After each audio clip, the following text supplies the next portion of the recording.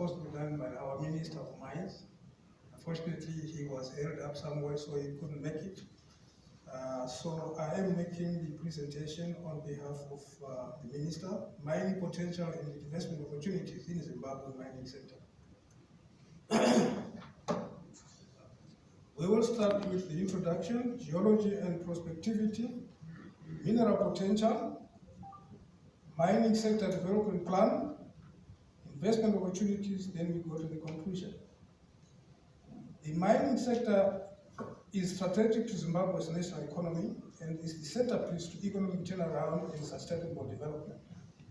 The sector remains a significant pillar of growth and recovery of Zimbabwe's economy and currently contributes over 13% to GDP, earns over 60% of the country's foreign currency, attracts more than 50% of FDI into the country, is a major contributor to infrastructure development, and directly employs over 45,000 people. The sector has strong linkages to local, regional, and international value chains.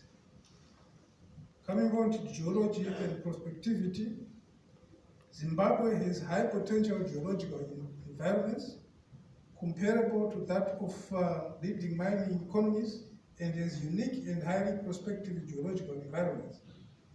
It has expansive craton with high diamond prospectivity. There are widespread greenstone belts rich in precious metals, precious stones, base metals, and industrial minerals. We have the Great Dyke, which cuts across the country. I think you can see it on the map. There are Precambrian sedimentary basins rich in placer gold and diamond deposits. There are Karoo basins rich in coal, coalbed, and methane, gas, natural gas, and uranium. There are also metamorphic belts rich in pegmatite minerals such as lithium, tantalite, rare earth elements, etc. Zimbabwe is host to about 60 minerals whose commercial profitability have been proved at one point or another.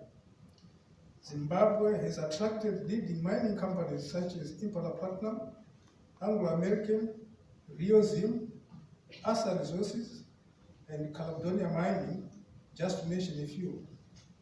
Coming on to the mineral potential, Zimbabwe has huge potential in minerals of the future, with the following being the major minerals. Lithium. The country hosts some of the world's largest lithium deposits. Projects that have come on stream include Bikita Minerals in Masvingo Province, Acadia Lithium Project in Goromonzi, which is Mashonaland East Province, which potentially is a major world lithium deposit. We've also Zulu Lithium in Matabeleland South and Kamativi Mine in Matabeleland North. Coming on to gold, there are over 4,000 recorded gold deposits in the country, nearly all of them located on ancient workings. More than 90% of gold deposits in Zimbabwe are associated with greenstone belts, which are considered to be some of the richest in the world. Diamonds.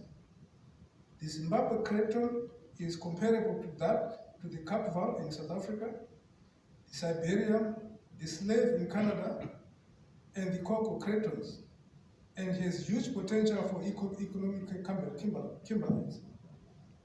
At least 160 kimberlites have been discovered in Zimbabwe, most of which are yet to be evaluated. Coal. Zimbabwe hosts large reserves of both thermal and coking coal in the mid-Zambezi Basin and Savannah-Limpopo Basin, with more than 26 billion tons of coal resources. Coal-bed methane. The country's deep-seated coal deposits offer huge opportunities for CBM development. Conservative estimates for the Lupane area indicate gas resources far in excess of 100 million cubic meters. Platinum group metals. Zimbabwe hosts the second largest platinum group metals resource in the world on the Great Dyke. The potential outside the Great Dyke has not yet been investigated. Nickel. The country has high nickel prospectivity with more than 30 deposits having been discovered. Bindura Nickel Corporation is the leading nickel mining, smelting and refining investments in the country. Chrome, Zimbabwe hosts one of the world's largest resources of high-grade metallurgical quality chrome along the Great Dyke and the greenstone belts of Shurugwi, Belinge, and Mashawa. Then coming on to mining sector development plan, government is focusing on the following strategies to unlock the full potential of the mining sector in line with the TSP, which is the Transitional Stabilization Program and Vision 2030. Attracting relevant long-term capital, both domestic and foreign direct investment, enhanced exploration leading to opening of new mines, increased capacity utilization and reopening of closed mines, local beneficiation and value addition of mineral resources, establish linkages between the mining sector and other sectors of the economy, particularly manufacturing, continued development of skills and expertise, increased power generation capacity, modernization of infrastructure networks, that is road, rail, and water. A steady growth of the mining sector is underway. The sector generated the following revenues. In 2017, it generated 2.7 billion, and then 3.2 billion in 2018. For 2019, the target is 4 billion. The sector is expected to generate 12 billion by 2023. Minerals development will be guided by specific mineral development policies that government is working on, and these include diamond development policy to be finalized soon, iron ore, nickel and chrome development policy, coal and hydrocarbons policy, gold development policy, lithium development policy, platinum development policy. Enforcement of the use it or lose it principle is also expected to boost mineral production and unlock more investment opportunities. As stated before, the country has huge, highly diversified mineral endowment. Investment opportunities exist across the entire mining valley. Yes, I can see the flash here. I'm about to finish now. Across the entire mining valley, that is exploration, both brownfield and greenfield, in mining and beneficiation. Let me go to the entry, investment entry points. Access to prospecting and mining ground may be easily obtained by acquisition of prospecting license, pegging and restriction of own mining claims, purchase distributing of existing properties, entering into joint ventures with existing mining projects, both private and public. Like I said, you could also go into joint venture with the Zimbabwe Mining Development Corporation. A lot of prospective mining projects do not have resource statements. There is huge potential for investors willing to partner such prospects. Funding is required for development of small-scale miners, including the development of gold centers. Opportunities also exist in investing in infrastructure projects to support envisaged mining sector growth. And then let me go on to the conclusions, since I see that I am behind time.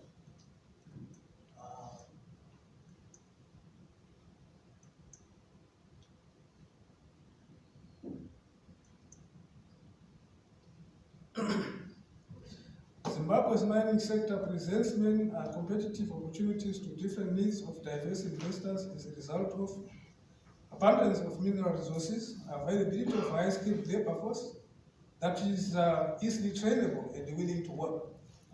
There are attractive investment incentives. I could have talked about it. Our mining tax is only 25%. We have functional systems in Zimbabwe, including Investor-Friendly Mines and Minerals Act.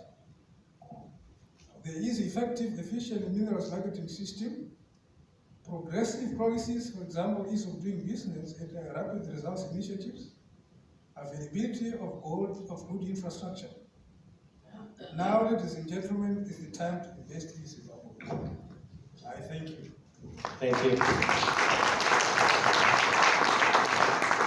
Thank you. We'll just have final words from our panelists, just to sum up.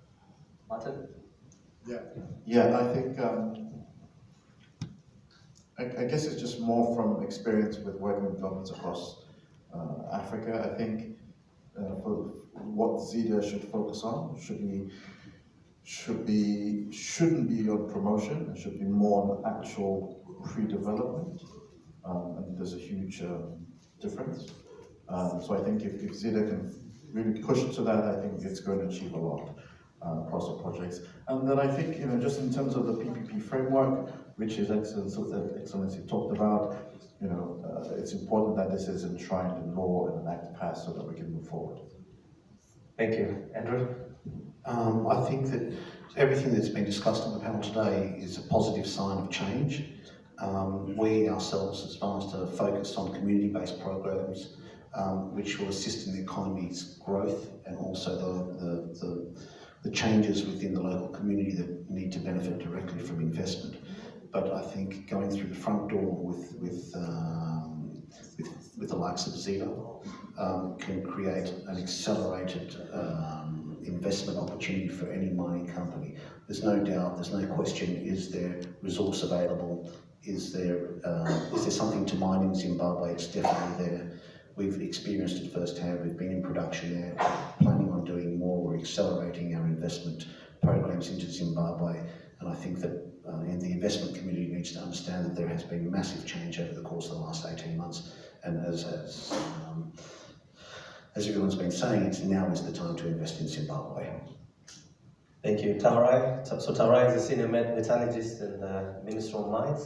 From a Ministry of Mines perspective, what would you like prospective investors to know? Thank you very much. Like my High Commissioner said, Zimbabwe is open for business. We have got abundance of mineral resources, more than 60, as has been said.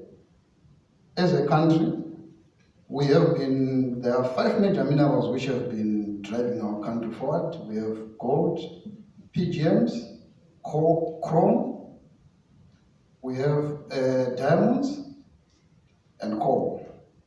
And as government or as a ministry, as Zimbabwe, we need to diversify, and we are very excited by the discovery of new mineral resources, the lithium, the coming in of lithium. We have had Bigita Minerals. We have Arcadia Lithium project, which is coming up. We also have some various exploration projects in lithium. And we also have some potential for rare earth minerals, potential for oil and various other minerals. The country is still underexplored. We need investment in exploration to discover Zimbabwe. And again, what's more important for the country, development of value chains. We've got various minerals that can be developed in the value addition and beneficiation matrix. We have the abundant resources in iron ore, in chrome, in manganese. Those are the major minerals that are needed in steel manufacturing. We have lots of potential for coal-bed methane. We have huge resources of coal. There are opportunities for power generation and other value chains. So please, feel free to come to Zimbabwe and invest in the mining sector value chain. Thank you. Thank you, Your Excellency. If you could just close the session now, Mr. Chuinia. How can I close it when there are so many exciting things coming up? No, just to quickly say that he raised the issue of exploration. That is key. It's very important. Zimbabwe is a country where I would say that not much has been explored. And we require a lot of investment to go into exploration, to get more certainty in some of the, mineral resource endowments that are there. So that's going to be a very important key, because that then becomes the basis for feasibility and bankability, of the various projects going forward. But let me just say that Zimbabwe is an awakening giant. it is in the next 12 years or so, up to 2030, we are going to witness tremendous growth in the economy. And I was indicating that mining has been identified as a key driver of that growth. And on the basis of the recent developments, the confidence that we are seeing from the players who are now in the economy, who are participating fully, I can certainly say that the potential is there to outpace many, many other economies in terms of the economic growth rate in Zimbabwe. And that should really give confidence and satisfaction to intending investors. Thank you. Well, thank you, Excellency. Thank you for listening. The panelists are going to be around. So if you have any questions, if you want any private meetings, they are going to be sticking around, so you can have private discussions after the event. Thank you very much. Thank you.